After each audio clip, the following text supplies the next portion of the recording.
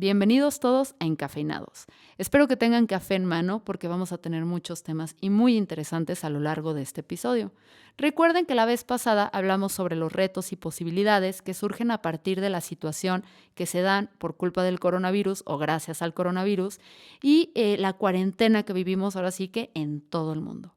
Pero en esta ocasión vamos a hablar sobre lo que implica construir una cultura, cosa que creo que es clave ahorita que está surgiendo tanto cambio. Recuerden que la cultura existe siempre dentro de una empresa, estemos conscientes de esto o no, hayamos participado en su construcción o no, porque la cultura se crea a pesar de nosotros, pero el simple hecho de estar conscientes de que esto sucede nos permite dirigir a la empresa no solo a dónde queremos llegar, sino cómo queremos llegar, cuál es el proceso y las reglas que vamos a tener como empresa para ahora sí que alcanzarlo. Entonces quédense con nosotros y escuchen lo que tienen que decir Pepe y Charlie.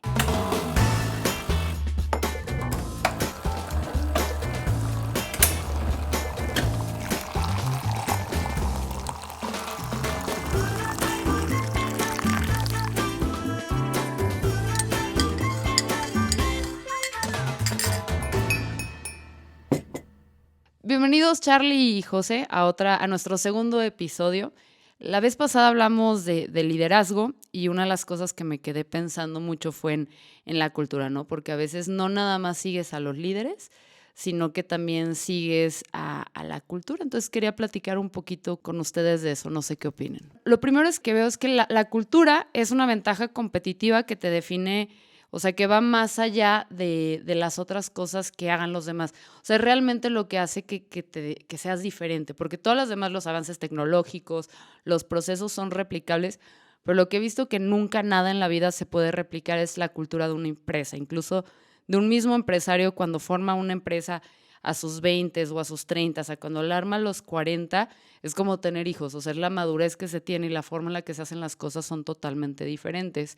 No sé qué piensen ustedes esto de la ventaja competitiva o la cultura como una ventaja competitiva.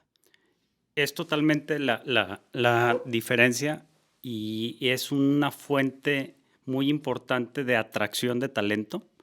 Se vuelve aspiracional inclusive, ¿no? Hay muchos ejemplos de personas que aplican en los miles cada año para entrar a un número limitado de puestos y es porque quieren estar ahí, porque saben que es una cultura que les va a dar ciertas cosas más allá de los perks o de la cafetería o de las cosas. Simplemente es el lugar donde hay que estar, ¿no? Entonces sí es muy importante.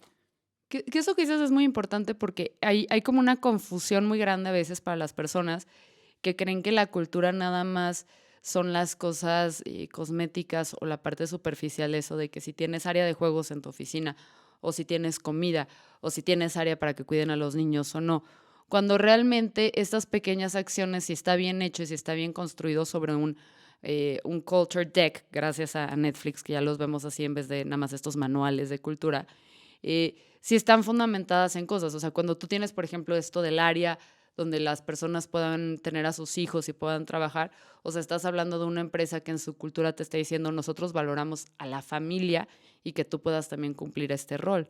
Entonces, esas pequeñas cositas es a veces como que aquí en México, donde no sé si los empresarios están entendiendo bien la profundidad de estos perks o si nada más están yendo por las modas. ¿O cómo lo ven ustedes? Mira, yo creo que definitivamente la cultura puede ser un arma competitiva, también puede ser un arma destructiva. La cultura siempre está ahí, que a veces es el error principal, el pensar que puedes o no puedes tener una cultura. La cultura está ahí, la reconozcas o no la reconozcas, que eso yo creo que es el punto de partida, ¿no? Es bien importante entender cuál es tu cultura y entender si es que esa cultura efectivamente es una ventaja competitiva, un punto poco relevante o un arma destructiva dentro de tu organización, en todos los sentidos.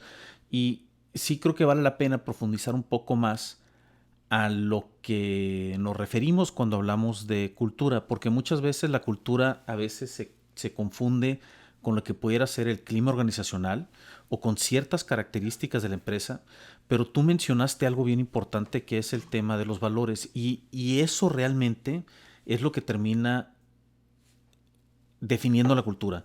Y no necesariamente decir, oye, es que yo tengo un valor A o tengo un valor B, por ejemplo, la integridad, es decir, oye, es que somos íntegros. No he conocido una empresa que me diga que no son íntegros. La diferencia está en cómo interpreta cada empresa la integridad, así como cómo lo interpreta cada persona.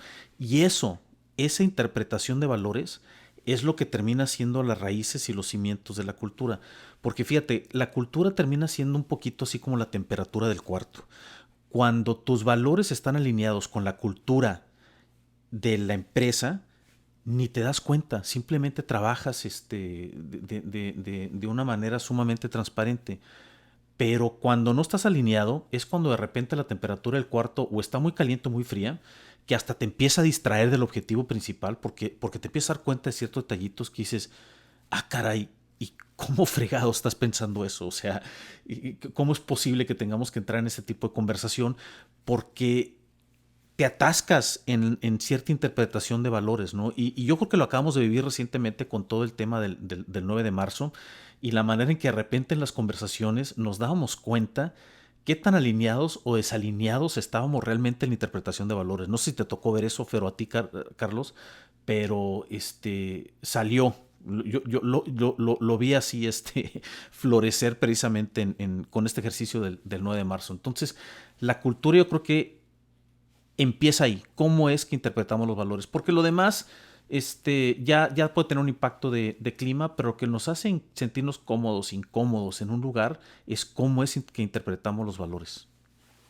Y los valores, aunque a veces no los tengamos, porque esto que dices es muy cierto, o sea, la cultura se forma, estés consciente de ella o no. O sea, el simplemente ser realista y decir, bajarlo a un documento, bajarlo a palabras, acciones muy concretas donde todo el mundo sepa hacia dónde tiene la mirada el líder es clave.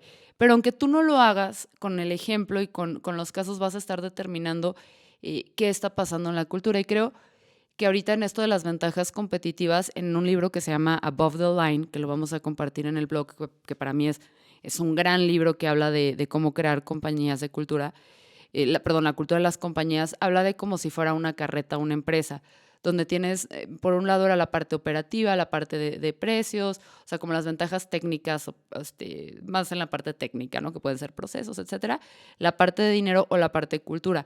Entonces tú tienes una carreta y hay una rueda o uno de estos cimientos va a estar al frente y los otros dos van a estar apoyando hacia donde vaya la dirección. Y habla muchísimo de ir hacia donde, o sea, cómo las empresas que van hacia donde está la cultura, o sea, que la cultura guía puede tener muchísimas más ventajas que otras. Entonces, el problema cuando tú no tienes una cultura que está bien definida, que está muy clara, es que tienes que read the room para entender cuáles son los valores que realmente mueven a esta empresa. Uno de mis casos favoritos, creo que también sale en este libro, es que explicaba de una empresa que se creían que no, que todos se trataban por igual, que no había mucho problema, que todo el mundo era libre de opinar en las juntas de equipo, etcétera. Y sin decirlo, o sea, sin explicarlo, se empezó a crear ahí un sistema en la mesa de trabajo. O sea, tenían una mesa cuando hacían las reuniones, se sentaba el director y de repente, como que las personas que eran más apegadas al director o podían ahora sí que influir más en sus decisiones, se sentaban al lado de él y así se iba sentando la gente conforme tenían importancia en la empresa o se creía que eran más cercanos al jefe. Y esto era una forma muy inconsciente de repente crear esta cultura donde en una reunión que se hace periódicamente te dejaba muy en claro cuál era tu jerarquía dentro de esta empresa. Entonces, así también se crean como que las culturas, con estos pequeños rituales dentro de una compañía.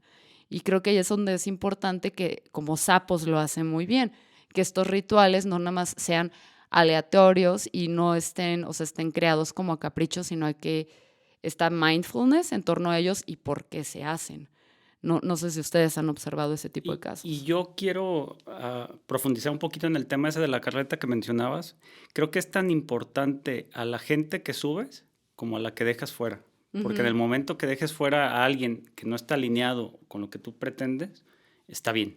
Porque muchas veces la tentación de contratar a alguien porque es muy bueno en ventas, pero que no te va a hacer el equipo que tú estás buscando, pues es mejor no contratarlo. Entonces, también es importante eso. y la cultura la va definiendo desde un principio el CEO. Hablábamos hace rato, un poquito antes de grabar, de cómo en Amazon, pues la cultura de frugalidad es algo que se ha vivido toda la vida y están todos los escritorios hechos con puertas para decírtelo todos los días, ¿no? Sí, o sea, son esas pequeñas acciones que cometen los líderes que nos dejan claros como dónde están parados, ¿no? Y cuáles son las cosas que realmente valoran, porque cuando una cultura es de los dientes para afuera, se siente. O sea, también hablamos de estos clásicos casos, que yo soy proveedor o sea, soy proveedor, ¿no? Normalmente en la línea como agencia de comunicación, y te toca ver a veces de rebote cómo están funcionando las cosas. Hablamos de alguna vez que llegué a trabajar con una empresa que se jactaba de tener procesos muy ágiles y muy sencillos y que no había burocracia y todo. Y a la hora que yo trabajé con ellos, fueron 3 meses nada más para poder empezar a trabajar de todos los procesos que había. Y yo al final del proceso, esto es lo interesante, como a mí se me había prometido trabajar con una empresa que era dinámica, que era flexible, que era ágil, que era muy to the point, después de estos 3 meses, porque era proveedor y ya era diferentes mis circunstancias, pero si yo hubiera sido empleado, hubiera renunciado, hubiera dicho, nada tiene que ver lo que ustedes me prometieron con el día al día, y la verdad es que si yo me reconozco como una persona de valor y como una persona muy competitiva, pues me voy a ir con una empresa que se haga match conmigo porque me voy a desarrollar mejor.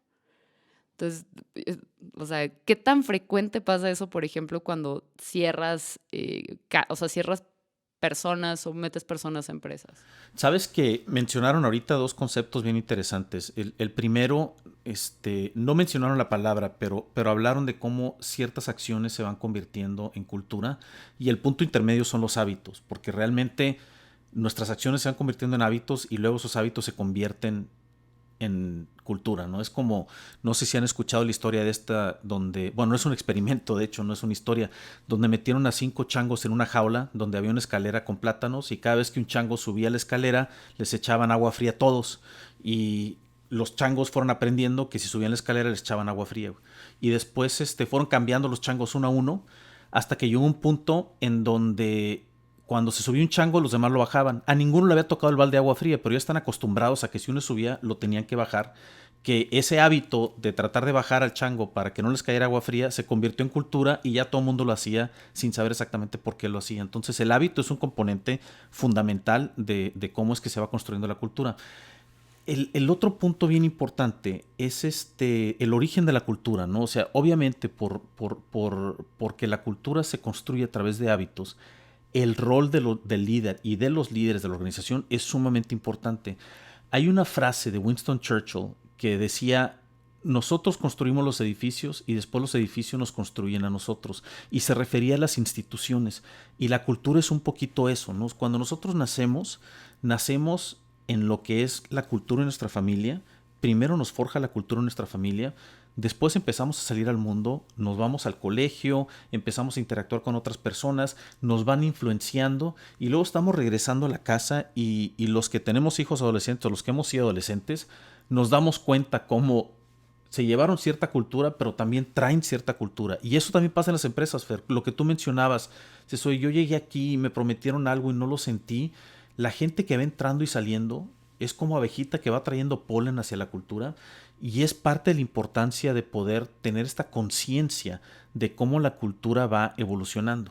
Porque también nos ha tocado ver muchas empresas en donde tienen culturas que fueron sumamente efectivas, que las protegieron de una manera increíble, pero las forjaron en los 80s, las forjaron en los 90s, y ahorita no encuentran cómo deshacerse la cultura, que ya no es la ventaja competitiva que era en ese momento, y ya está trabajando en contra de los objetivos de la organización. Entonces, bien importante tener en cuenta que la cultura debe ser fluida, que se debe estar forjando día a día, y que siempre tiene que mantenerse alineada con los objetivos estratégicos de todos los stakeholders. No hablemos de la empresa, no hablemos de los accionistas, de empleados, hablemos de stakeholders. Todas las personas que están involucradas en una organización deben de estar forjando la cultura. Y es muy, o sea, el ejemplo de los changos es uno de mis favoritos, porque creo que eso demuestra cómo la cultura se hace desde los primeros empleados, o sea, desde el primero, es más, para mí es cuando se crea la idea de la empresa, y cómo se va a conseguir al primer miembro del equipo, desde ahí creo que se empieza a marcar cómo va a ser una cultura. Y creo que existe mucho el prejuicio o la idea, sobre todo aquí en México, de cuando ya seamos una empresa grande y exitosa, vamos a poner como que nuestro manual y nos vamos a dedicar a pensar en eso y todo. Pero el cómo llegas tú al éxito va a influir cómo te mantienes en él, porque no, es como un adulto, creo que la cultura de una empresa, o sea, si de repente tú toda tu vida estás operando bajo ciertas leyes, ciertos valores, ciertos parámetros, ciertas rutinas, y dices, bueno, ya a los 30 me voy a poner en orden y me voy a despertar temprano, voy a comer bien y voy a ser educado y voy a ser amable y todo, ya todos tus cimientos están construidos sobre otra cosa. Y en las empresas, creo que sí es difícil en las personas cambiar. En una empresa es prácticamente imposible. Francamente, yo no recuerdo el caso fuera de Lego, que Lego es una empresa que me gusta mucho cómo ha cambiado, pero más que la cultura es la forma en la que operan. No he visto ninguna empresa que haya logrado dar un cambio total, o sea, de 180 grados a la hora de decir mi cultura no está funcionando. He visto más empresarios que han empezado proyectos de cero para lograr esto. Pero yo creo que sí cambian, ¿eh? Pero no, definitivamente no es un tema de que de repente hay un cambio de 180 grados, es un cambio gradual y es una evolución. Yo creo digo, Amazon pudiera ser un ejemplo de una cultura en evolución, Google es un ejemplo de una cultura en evolución, el mismo Apple es un ejemplo de una cultura en evolución, en donde Steve Jobs pues la forjó muy a su manera en un principio, en donde el péndulo se fue hacia el otro lado cuando entró Scully como CEO y luego cómo volvió a regresar el péndulo cuando Steve Jobs regresó con otro nivel de madurez, con otro estilo, y la cultura ha estado evolucionando y yo creo que más bien ese es el secreto del éxito, el permitir que la cultura vaya evolucionando y de una forma sumamente consciente, y esto, Fer, solo se logra con la diversidad, porque si se llega a dar una cultura, y hay empresas que no lo platican comúnmente, y tuvimos un caso reciente, Charlie, que nos dicen, oye, no, pues es que nuestra cultura es así, pues si no se adaptan a la cultura, pues no se adaptan. Entonces, pues bien, estamos de acuerdo con eso, pero aguas, porque si sigues jalando solo gente que se adapta a la cultura que ya tienes, te vas a perder esta oportunidad de poder estar evolucionando, pierdes la perspectiva externa y puedes llegar a ponerte en esta situación en donde la cultura ya dejó de ser una ventaja competitiva y ya se convierte en una herramienta destructiva. Que este es otro punto genial que mencionas, porque muchas empresas creen que la cultura es algo que puedes tú subcontratar a alguien para que le digas, esto es lo que quiero lograr, ve, redáctame este manual, me lo regresas, lo leemos una vez, lo guardamos en un cajón, nunca lo volvemos a sacar. Y las mejores empresas, culturalmente hablando, son aquellas donde no nada más puede que la iniciativa salga, y lo más seguro es que la iniciativa salga del líder, de decir, a ver, tenemos que ya aterrizar estos valores para que todos sepamos cómo te vas a desarrollar en la empresa, cómo la empresa se va a desarrollar ante el mundo, qué valoramos, qué no. Pero estos documentos no son documentos, o sea, hablamos, por ejemplo, el manual por excelencia, el de Netflix, que salió en el 2009, que sí, se tuvo que dar todo el tiempo a este hombre para escribirlo y meditarlo muy bien, pero es un documento que es vivo, que resuena con los valores también de la gente que trabaja en Netflix, porque se les escuchó para construir este manual. O sea, no nada más está en la mente de este líder que dice así debería ser la empresa, sino que sí entra en contacto y sí o sea, sí resuena dentro de los empleados. Y creo que esto es algo también muy importante, porque vemos que no se trata a veces de nada más contratar asesores que llegan y te digan así se hace, sino que lo hagan contigo, ¿no? Entonces, creo que ese es otro de los retos que tenemos, de no ver a los manuales como algo estático, fijo, y que se hacen de manera externa nada más. No sé si ustedes tengan otro caso de sus favoritos, porque yo tengo muchos manuales que les puedo platicar que amo y adoro. Yo creo que al momento que cae un manual, yo creo que un manual termina funcionando muy bien como una herramienta que ve hacia atrás, de tratar de decir, oye, a ver, vamos a plasmar realmente cómo es que somos. Pero el hecho de que esté escrito hace poco para que la cultura vaya a cambiar. Y eso nos regresa al tema de los hábitos, ¿no? O sea, el manual es una buena historia que contar de cómo la gente puede pintar una foto de cómo es la cultura, pero difícilmente vas a poder entregarle a alguien un manual y decirle, mira, aquí está nuestra cultura, ¿qué te parece? Haz lo que dice el manual y te vas a incorporar. O sea, es este tema de hábitos, porque si no caes en el peligro de lo que tú mencionabas. Oye, pues tú crees que tienes esta cultura, tú crees que estos son tus valores, crees que así operan, porque es la historia que se cuentan, es la historia que se creen, pero definitivamente no es lo que las acciones van reflejando. Que al fin y al cabo el manual es como un documento para el que va entrando a la empresa nuevo, pueda hacer como un hit the ground running y no haya tanto shock, o sea, si el manual está bien hecho y está alineado, pero al fin y al cabo las formas en las que te van a... Es como el show me, don't tell me, o sea, el manual te dice cómo es la cultura, pero el día al día en las acciones, en el cómo está la oficina del jefe o del director en contra del resto de los empleados, cómo está arquitectónicamente dividido todo, cómo se junta la gente a comer, cuáles son los rituales del viernes después de la última hora de trabajo. O sea, ahí es donde realmente vas a vivir la cultura de la empresa. Y estos manuales nada más te ayudan. Pero, ¿qué pasa cuando tú, por ejemplo, tienes tu empresa y dices, chance la cultura la fui haciendo, porque todos lo hacen, o sea, instintivamente la cultura se crea y va muy, muy apegada a la personalidad y los valores del director. Pero ¿qué pasa cuando tú quieres tomar un rol como más consciente y decir, ok, como empresa, ¿dónde estoy? O sea, soy una empresa más que le apuesta a los procesos, al orden, como dice de Netflix, ¿no? Que su primera empresa era una empresa a prueba de tontos, entonces nada más tontos entraban a trabajar porque estaba perfecta para ellos y dijo, no, pues mi siguiente empresa, Netflix, tengo que dar libertad y responsabilidad para que la gente dentro del caos sepa, que es justo lo que hablábamos el episodio pasado, sepa navegar y sepa hacer cosas. Entonces, si yo quiero hacer esa transición, ¿cómo evalúo dónde estoy? O sea, como director de una empresa. Bueno, pues yo puedo platicar de un caso de una empresa que nos tocó vivir de primera mano. Ellos todos los lunes tenían una junta con todo el equipo en un auditorio y platicaban del valor de la semana o del mes.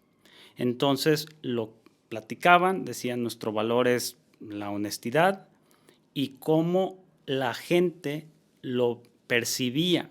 Incluso se hablaba o se abría más bien el espacio para que la gente cuestionara si dentro de su perspectiva no estaban viendo que ese valor se transmitiera o se reflejara en el día a día. Entonces era una forma de que todo el mundo tuviera accountability, que todo el mundo tuviera decisión sobre los valores y la capacidad y la apertura de decir no es cierto, eso no está pasando, yo no lo estoy viendo.